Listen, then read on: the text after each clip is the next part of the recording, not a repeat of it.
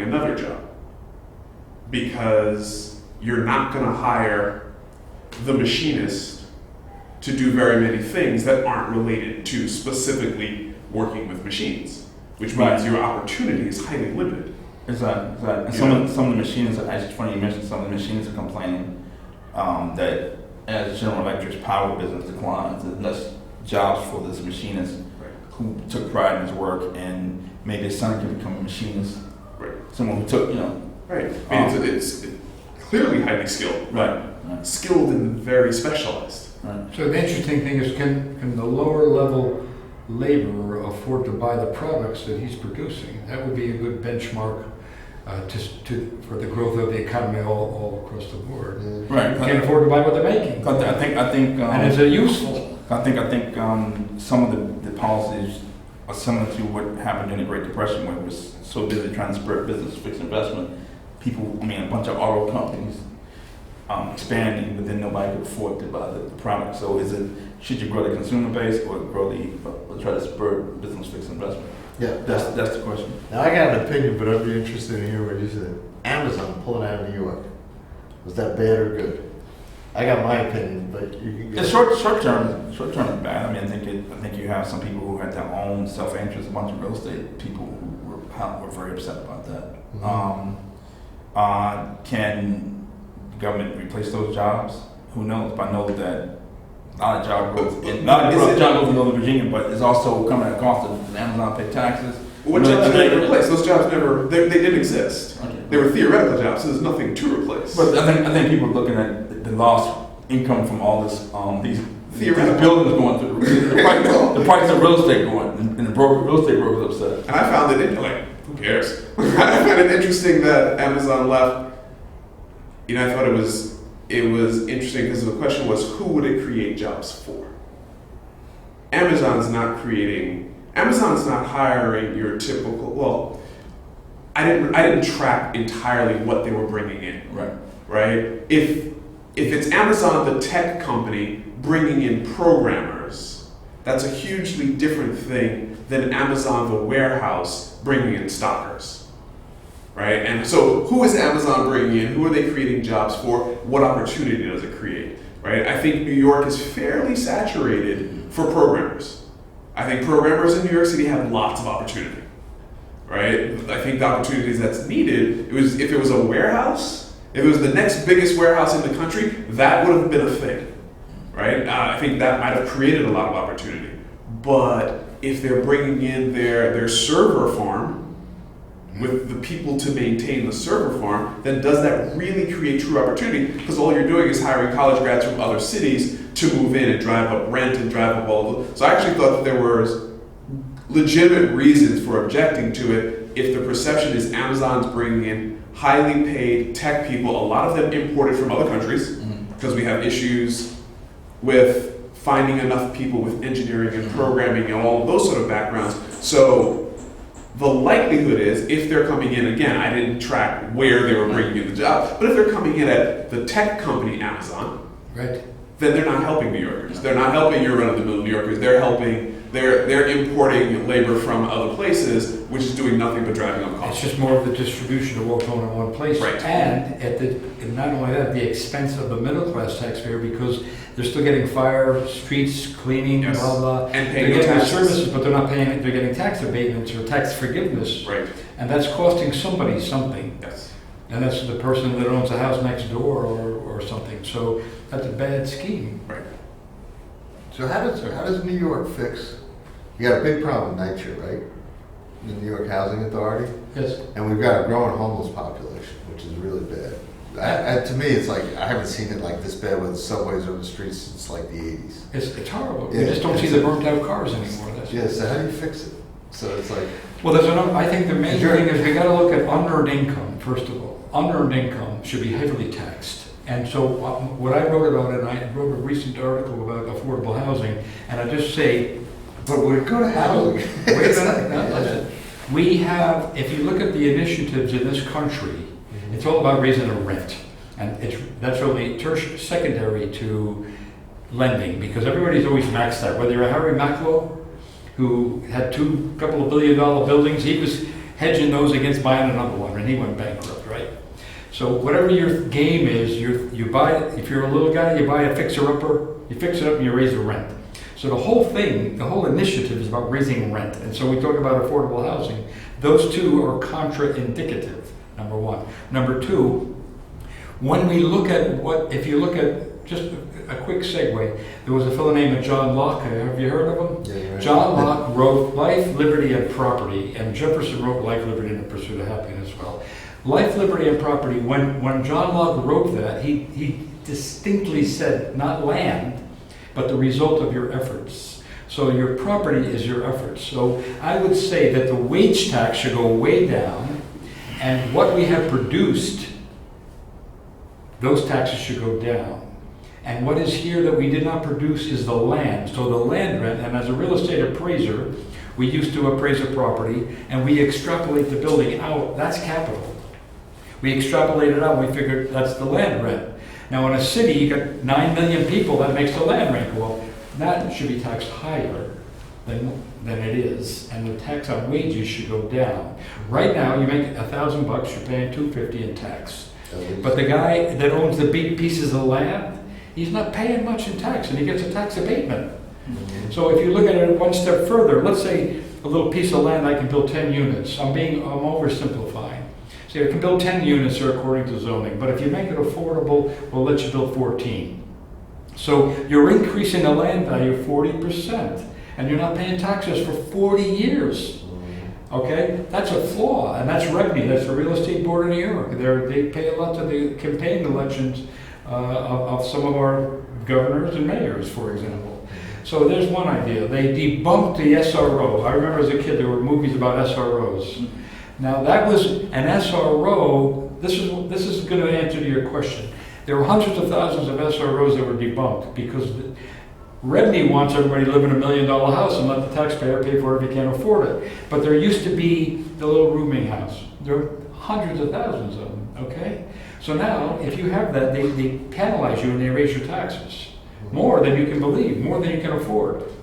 Then they try to do affordable housing in an industrial way, like those projects that you're talking about. It's not meant to be that way. You can't just take everybody and dump them in one place. Right. So there's a 50 million people there, or 25,000 people. They should be scattered throughout the community. They're members of the community. And so those SROs, what's wrong with a single adult living in a respectable room? Maybe you change it, each room has a bathroom, but they're willing to put them in a hotel and pay $1,000 or $200 a night, or $300, $400 a night. So one way to fix it is unearned income. When I can go to the bank, and I don't have much money, but I have credibility, and I can go to the bank and borrow $10 million to build something, and the rent pays that back, I didn't really earn that. I finagled a way to make that happen. I mean, I'm oversimplifying. So that unearned income should be heavily taxed. That's it. Oh, that would answer a lot of questions. It would be a lot more funding of things, and that's one way. The second way is we have a debt economy, debt-based. Whether you're an Obama, and I voted for him twice, or whether you're a Clinton or a Reagan or a Bush, when we want to build infrastructure, which is a big mistake the way they're looking at it, we go to the bank and borrow the money. Okay, so right away, the guy that digs the ditches to build that, right, he has to pay part of his tax to pay the debt. Mm-hmm. Then he has to pay a toll to use that bridge, mm-hmm. and then his rent goes up because the land is better because it links these two places. If Kucinich had a bill in front of Congress to make it a buy-in system. So the Fed prints the money was the debt. So if I were to say to you from an actuarial point of view, let's say it's $1 billion to build a bridge, okay? Let's say for oversimplification it'll take 2 years. That's 10 million a week, 1% a week, right? 100 weeks. So I could say I am making $10 million of wealth every week. So who does the lending here really, right? People that go to work a week or two, and then they get paid. So every week labor is lending their labor in the form of money, their money in the form of labor, right? So I can say, all right, steel guy, 30, 60, 90 days payment, right? So he's lending it. The concrete guy's lending it. They have a big account. I pay him every 30, 60, 90 days, revolving credit, right? So I can say, look, in 2 weeks I made $20 million of wealth. I can say it's non-inflationary because the wealth has been produced. So I'm lending money as a means of exchange, which is really what it is. I can lend that money, it's not a lend, I can pay it to people. I've created the wealth, right? So then the laborer buys clothing and tools and whatever he needs to buy, and it goes into the system that way instead of as a debt. And when that bridge is built, there's no debt on it. That's one way. That's another way you can do it. It changes the economy from fictitious, like the alchemy of turning seawater into gold. You know the old mythology. It's a buy-in system rather than a debt-based system.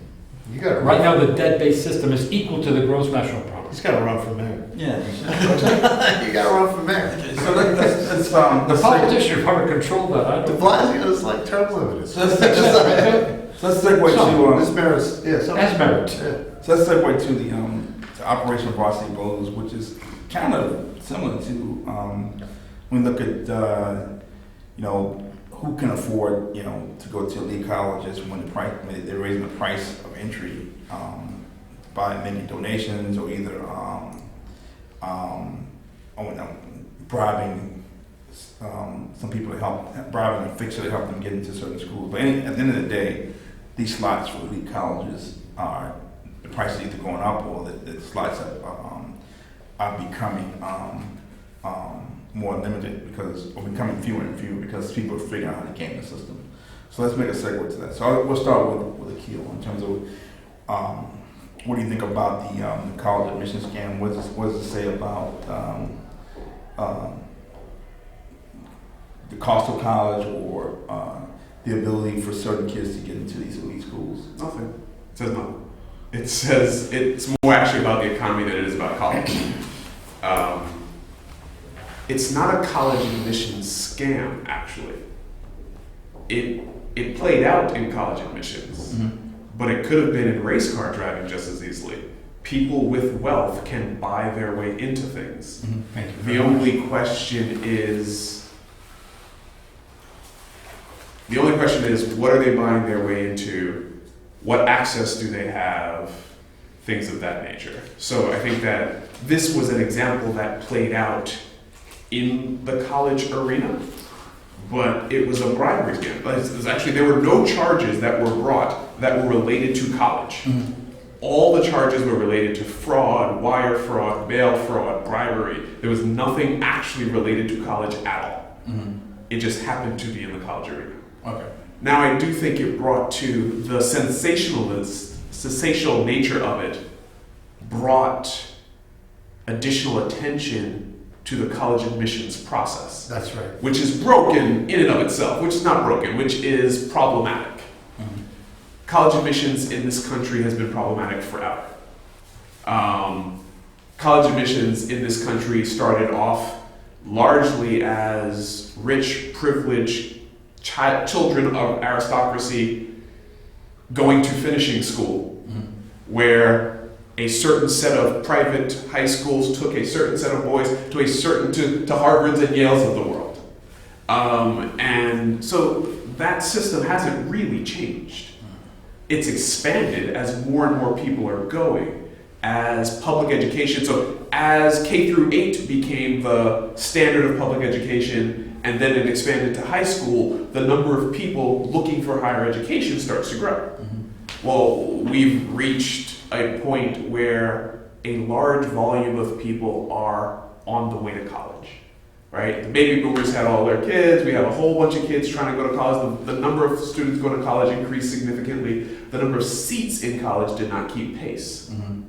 The reputational value of a particular set of schools started to increase. So I actually see this all kind of related. Wealth inequity starts to split. Prestige inequity starts to split along with wealth inequity. So you have about 65 colleges with less than 50% admissions rate. Right. All of the other of almost 4,300 colleges in the country admit more than 50% of the people who apply. College isn't particularly hard to get into. A certain subset of college is particularly hard to get into. On top of that, you have college costs increasing across the board, regardless of level of prestige. So now we have college increasing because the trickle up effect of If Harvard increases their prices, then Yale does it, Columbia does it, Duquesne does it. So every school is now starting to increase. So now the cost of college has gone up across the board. The number of students seeking college goes up across the board. So there's all of these factors that are driving equally towards problems. So you lied earlier. You said you weren't in college. You just described what's known as the Bello effect. Okay. I'm showing off. And I know this when I was in college. Thorsten Rebel was a guy who went across the country and he did a study on why people buy certain things, like expensive things like a Mercedes Benz. Right. Not necessarily for utility because everybody else can't afford it. Right. And so the more expensive something is, the more exclusive something is, I'm willing to pay more for it. And that's hugely that's a big part of what's going on in college admissions.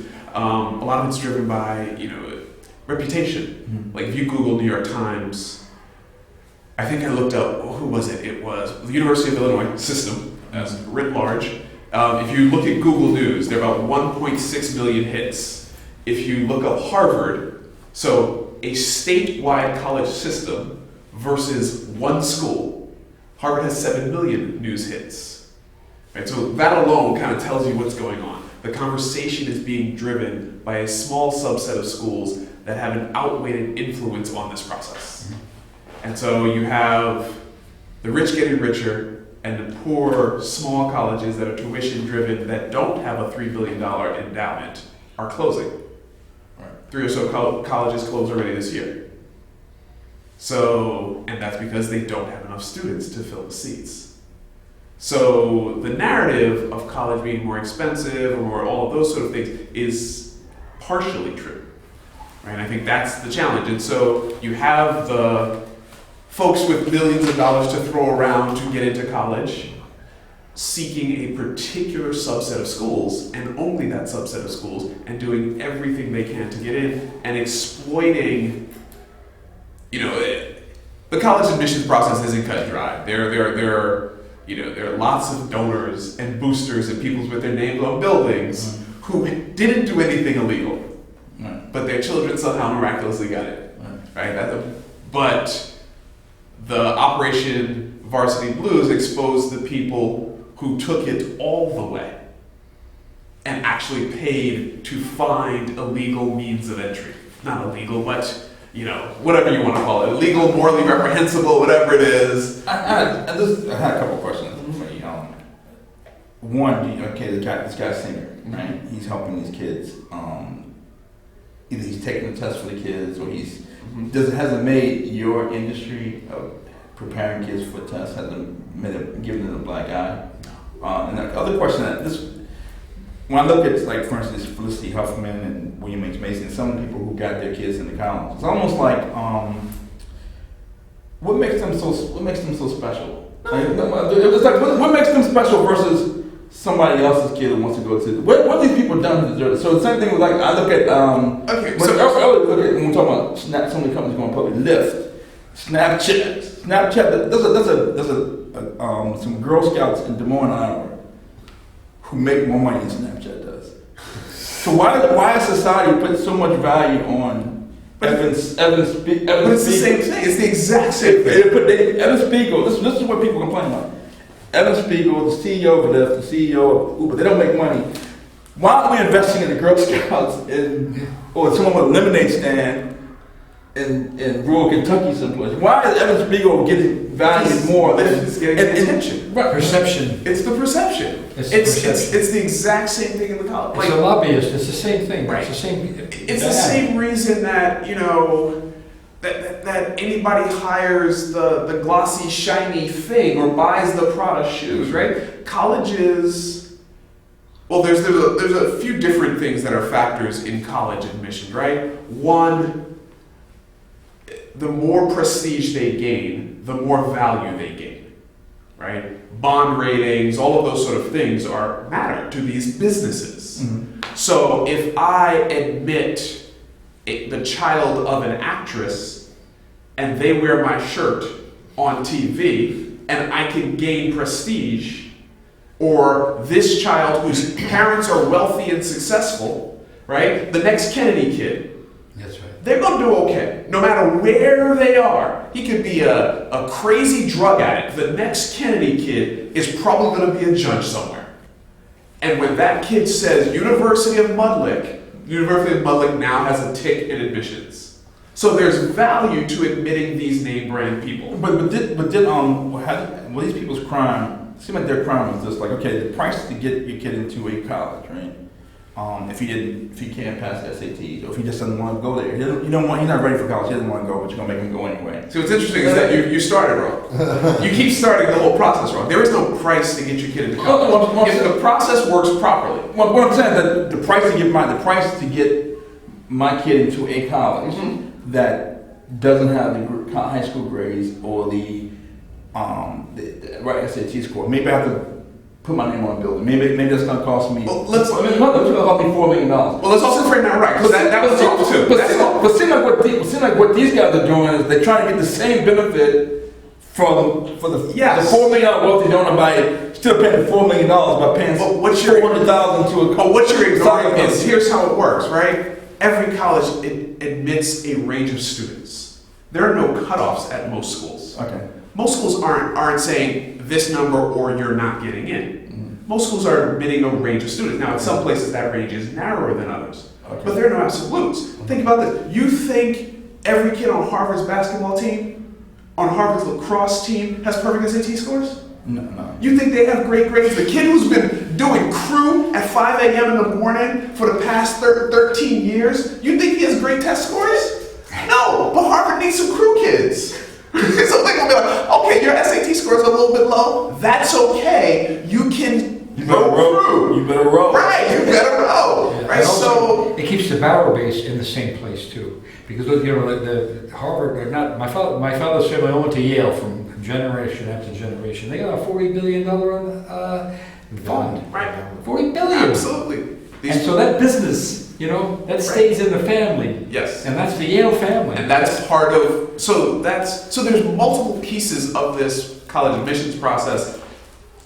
College admissions, people seem to have misperceptions of how it works. It is a business, which is a business of education. So there are educational criteria that have to be met that play a role. I'm sure those kids who bribed their way in, they weren't terrible students. Right? You're not talking about a kid with a 1.2 GPA. You're talking about a kid who's had all the best of everything his whole life. Probably had 12 tutors for every class that exists. This kid has a very well-refined, handcrafted, artisanal resume of academic achievement. Right? It may not have been good enough to guarantee admissions because there pretty much are no guarantees. Okay. Yeah. At a place with 12% admission rate, there's no guarantees. So mommy wants a guarantee. Right. That's what this was about. Okay. This was about mommy paying for a guarantee for a particular institution because they wouldn't accept any other. Yeah. And so they found the holes in the system and worked their way around it. If I had unlimited funds, I could get into any college I want because I'm sure I could find the right person to give multiple millions of dollars. Right. Like, that's all you can do is find a person and hit their number. I'm not easily bribed, but I got a number. But We all have a number. Academically, we're not academically up to par. So eventually they just get, listen, this is ridiculous. Right, and the only way they found out was that one guy got caught with some pump and dump Yes. scam, and he started singing like, "Oh, I bribed this church, get his way out of it. Oh, I bribed this coach, this soccer coach at Yale." That's how they found out. And it's interesting because notice all the sports teams that were exploited. There was no basketball bribery. There was no soccer. There was no football bribery. I don't think there was soccer. It might have been soccer, but if it was soccer, it was girls' soccer. Okay. Not the high level, super competitive, on TV, revenue generating sports. Okay. Because that's where they need their real athletes. We never had that. When we were kids, there was no soccer. Yes. It was a very low. Yes. Correct. They probably didn't make it up to college. If it was polo. Right. And that's where it is, right? Because that's where it's like, okay, fine, we'll go through that after they know they have teams to fill. They know they need bodies to fill those teams, preferably people who can compete. But that coach is somewhat more exploitable. Like, you're not going to pay Coach K. Right. One, he's already paid. Right. right? Or let me say, like, if you were going to pay Coach K, your number is going to be a whole lot higher than the highest price that was on that list, right? So. Okay, all right, we'll go with John. No, it's just, I think Akil said it right. It's a corruption scheme. Yes. It's not about, it really says whatever industry or whatever business.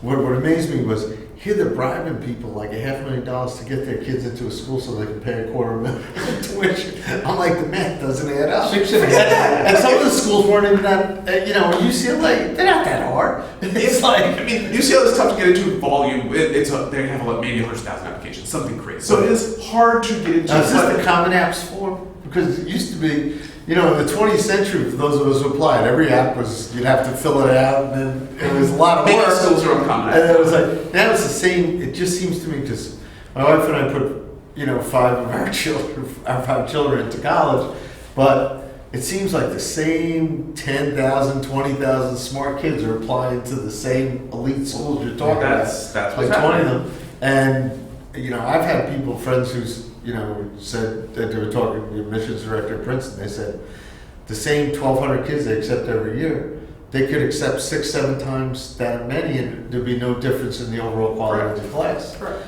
Because they're all applying to these elite schools. And it really doesn't matter. What I find amazing is, like the military is using online education. And they get college degrees and they get good degrees. I know I have a niece who got an online degree for a master's and was up in a good college in Vermont. And that's a lot cheaper than... That's Plus not quite true. Yeah, but it's... That's one of the big problems. That's actually one of the industries that's problematic is the primarily the for-profit college industry. Hugely problematic. No, I'm talking about nonprofit schools. I'm talking about nonprofit schools. The secondary part of that is the industry around taking colleges and putting their programs online. Yeah, I'm talking That's about creating problems. I'm talking about established colleges with online courses. Yes. Where, they're not cheaper than live classes. They're potentially easier to access. Right. They're not necessarily cheaper. Well, it's cheaper than getting in your car and driving into Manhattan. It is that. It is easier to access. Train's not that cheap anymore. The tolls, forget it. Yes. It's like...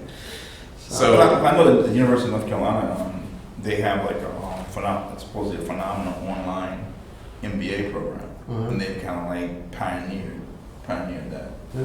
I mean, it just seems, that to me seems like a good way to use, I agree with some of these for-profit colleges. No, that doesn't make sense. But these established colleges that have a certain level of academics that are saying you can take this course online, maybe show up a couple times for a seminar or something like that, but you can do a lot of the work online. That seems to make sense for a lot of students. But what again, overall, the real source of this was, the shocking thing was the corruption, the private kid into college, where you're paying multiples of that tuition. my fascination with the whole thing is, if you have $1 million to spare, why didn't you just give it to your kid? Yeah. And Start a business. Here's $1 million.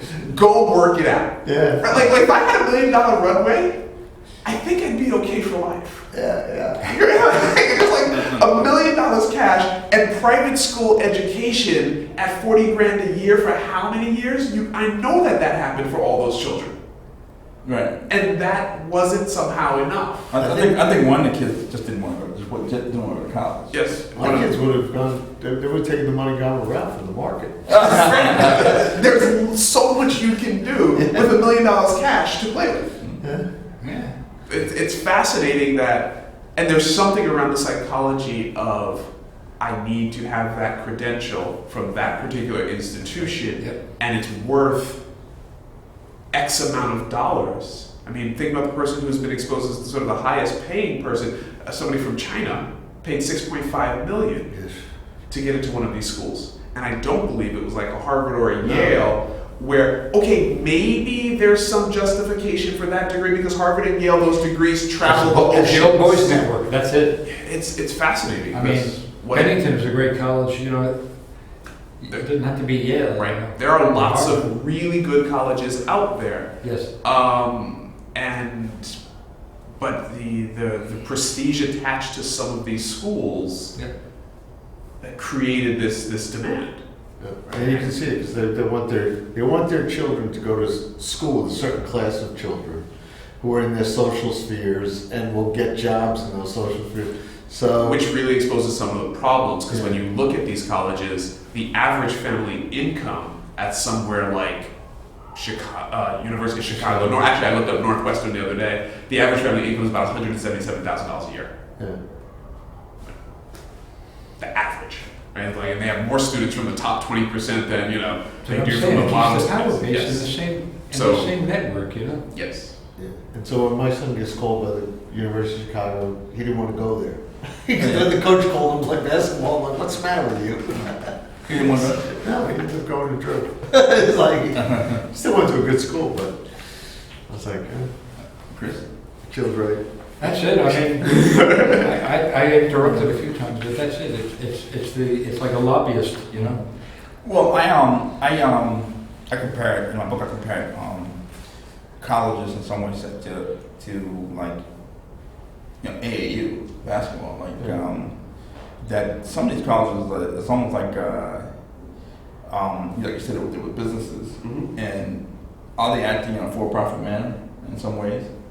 And you talk about how you explained the relative effect earlier. That was great, and you explained how that it starts feeding on itself. So the college with the biggest endowments, they raise the price of tuition, not because they really want to charge that price of tuition. It's just because they want to give this impression that they are elite, and they're going to give a big discount. They're going to give a big discount, and the kids will get in. They get the impression that they're elite.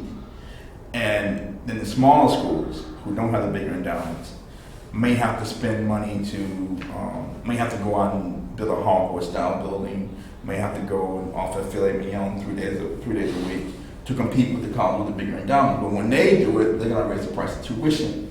They're going to raise the price of tuition to compete with colleges that already have these big endowments.